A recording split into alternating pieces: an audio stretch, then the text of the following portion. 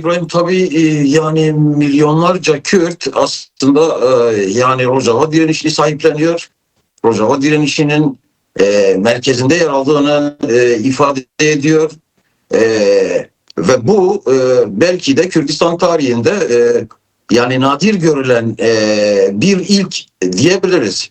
Şimdi tabii yani bu ruhun açığa çıkmasının altında ise aslında her Kürt Rojava'ya yönelik saldırının dört parça Kürdistan'a yönelik bir saldırı olduğunu, tüm Kürt kazanımlarını hedef aldığını derinden hissetmesiyle bağlı. Zaten yani bu anlamıyla baktığımızda Vakfı Kürdistan'ın tüm kentleri, kasabaları ve köylerinde bile aslında yani nasıl bir sahiplenme ruhu olduğunu görüyoruz. Yine başvura baktığımızda belki de ilk defa başvur tarihinde Kürdistan'ın diğer parçalarına yönelik bu kadar büyük bir sahiplenme geliştiğini görüyoruz. Yani bu aslında bize Başur halkının da bu saldırının sadece Rojava'yla sınırlı bir saldırı olmadığı gerçeğini, daha çok da yani Rojava'ya yönelik olduğu kadar aynı zamanda Başur'a yönelik bir saldırı olduğu gerçeğini de daha derinden hissetmesiyle ilgili bir şeydir. Şimdi bu ruhun yani bu tarzda ayağa kalkmış milyonların tek yürek olduğu bir ruhun aslında yani soykırım yöntemleriyle bastırılması, bu sesin susturulması mümkün değil Eval İbrahim. Bu gittikçe de büyüyerek gelişiyor. Yani bu dönemsel bir birlik ruhu değil. Bu dönemsel bir kendine sahiplenme süreci değil. Bu artık önümüzdeki dönemde Kürt ulusal mücadelesinin, Kürt özgürlük mücadelesinin temel dinamiği oldu diyebiliriz Eval İbrahim. Yani bu ruh artık önümüzdeki süreci de belirleyecek temel dinamiktir, temel gelişmedir, temel zihni dönüşümdür diyebiliriz. Peki Eval İsmet, şimdi az önce gazeteci arkadaşımız Zerya Mahir de Çılaka tarafından aktardı bize. Oradaki son gelişmeleri aktardı. Saldırıların devam ettiğini, bu saldırılarda dronların kullanıldığı bilgisini de paylaştı.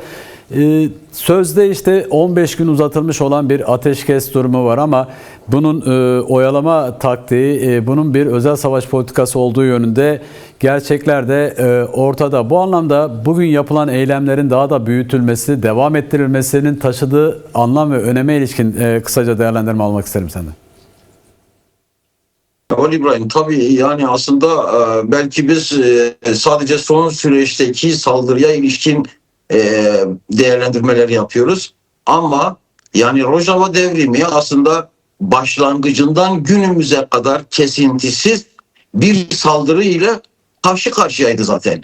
Yani bugün belki bu saldırıların en komplike, en büyüğüyle karşı karşıyayız. Ama yani uzun yıllardır kesintisiz bir saldırı durumu söz konusu. Tabii mevcut durumda saldırıların geldiği boyut artık Rojava'da bir soykırım gerçekleştirme düzeyidir. Şimdi buna karşı şüphesiz büyük bir direniş var.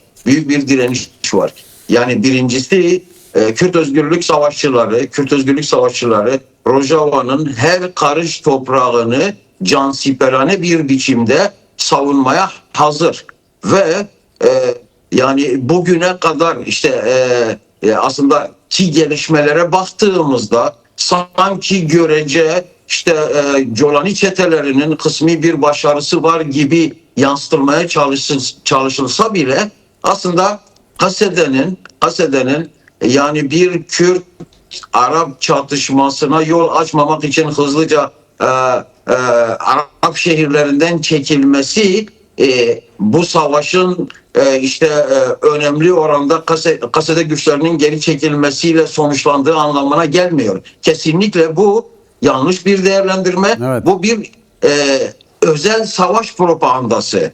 Şu anda Kürtler kendi topraklarını savunma pozisyonundalar.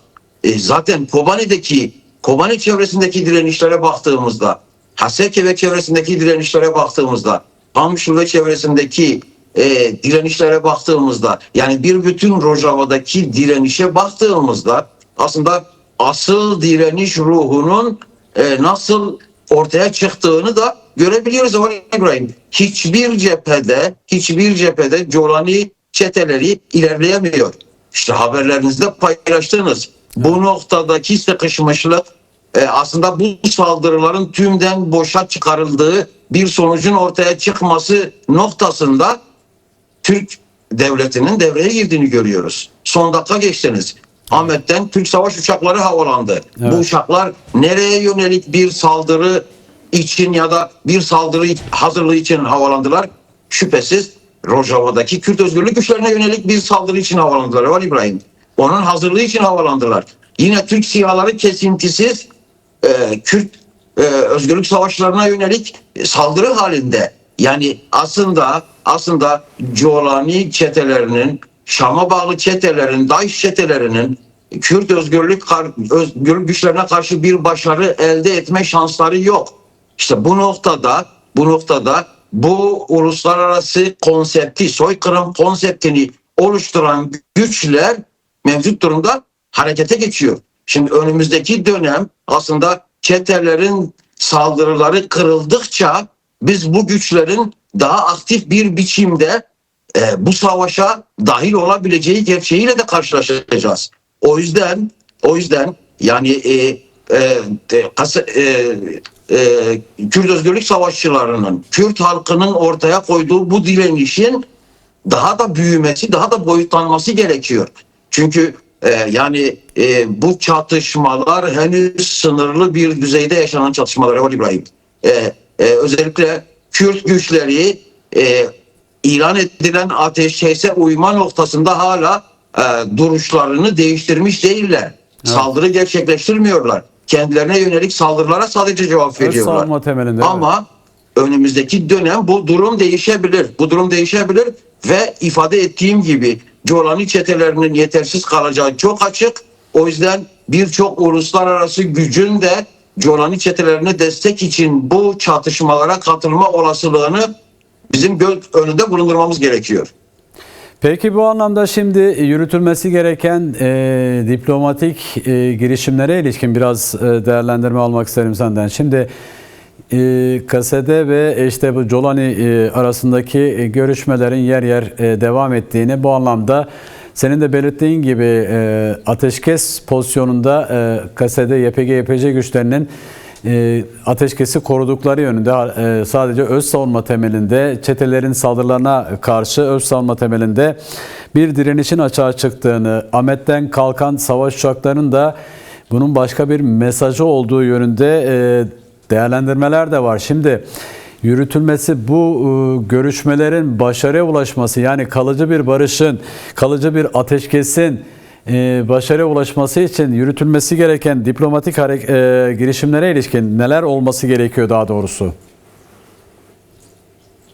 İbrahim, şüphesiz bu soykırım saldırılarını durduracak temel güç, temel dinamik Kürt özgürlük savaşçılarının ortaya koyacağı savaş performansı, yine Kürt halkının hem dört parça Kürdistan'da hem de yurt dışında geliştirdiği direniş çemberidir. Öncelikle bunun altını çizmek gerekiyor. Ama yani mevcut saldırı, mevcut konsept aslında her geçen gün daha da teşhir oluyor. Bu saldırı ideolojik bir saldırı var İbrahim. Evet. Bu saldırı aslında demokratik bir yönetime, demokratik bir öz yönetime, kadın özgürlük çizgisine, halkların birlikteliğine yönelik ideolojik bir saldırı. İşte o yüzden bir Kürt-Arap çatışması başlatmak istediler. En başta da Kuzey ve Doğu Suriye'de. Şimdi bu saldırı, bu konsept aslında halkımızın dört parça Kürdistan ve dünyanın dört bir tarafında ortaya koyduğu eylemlerle gittikçe boşa çıkıyor. Boşa çıkarılıyor. Teşhir oluyor. Yani şimdi demokrasiyi, insan haklarını, kadın özgürlüğü ve eşitliğini dilinden düşürmeyen, özellikle Batı'nın, ABD'nin, Avrupa'nın ikiyüzlülüğü, şimdi yani kendi kamuoylarında teşhir olmuyor mu? Tartışılmıyor mu? Tartışılıyor. Yani halklar bu yönetimlerin bu ikiyüzlülüğüne yönelik ciddi bir tepki içerisinde var İbrahim. Evet. Yani Kürtlerin yaptığı, özellikle Avrupa'da yaptığı eylemlere hemen hemen hangi ülkede bir eylem gerçekleşiyorsa o ülkenin sosyalistleri, devrimcileri, demokrasi güçleri de sahipleniyor, katılıyor, yer alıyor. Bu mücadeleyi destekliyor. Şimdi özellikle kapitalist modernite güçlerinin bu komplosunu boşa çıkaracak en temel dinamiklerden bir tanesi de şüphesiz bizim özellikle dünyada diasporada, yurt dışında yaşayan Kürtlerin işte bu yönetimleri teşhir eden eylemlerini güçlendirmeleri, aynı zamanda bulundukları ülkelerin kamuoyuna da mal etmeleri, bu noktadaki ikiyüzlülüğü ve sessizliği kırmalarından geçiyor. Bu çok önemli. Şeydeydik tabii, yani biz uluslararası demokratik güçlerin ortaya koyacağı tutumla aslında bu konsepti kırmamız mümkün diye düşünüyorum. Sadece bizim yürüteceğimiz mücadele ile bu uluslararası konsepti bir boyutuyla boşa çıkarabiliriz. Ama teşhir edilmesi ve de ifade ettiğim gibi dünya halklarına, insanlığa mal edilmesi aslında bu noktadaki saldırının boşa çıkarılmasının temel ayaklarından biridir. Ve bu noktada bulunduğumuz her ülkede Evet. Teşhir etmek demişken şuradan istersen devam edelim. ETŞ, DAEŞ çetelerinin saldırılarında tüm dünya kamuoyu bunu gördü. Şehit düşen kadın savaşçıları apartmanlardan aşağı atıldı, cenazeleri. Yine yanı sıra şehit düşmüş kadın savaşçıların saçları kesildi. Yine kuşatma altındaki Kobani'de soğuktan çocuklar yaşamını yitirdi. Çocukların uykusundan üstlerine bombalar yağdıran bir zihniyet var karşı tarafta.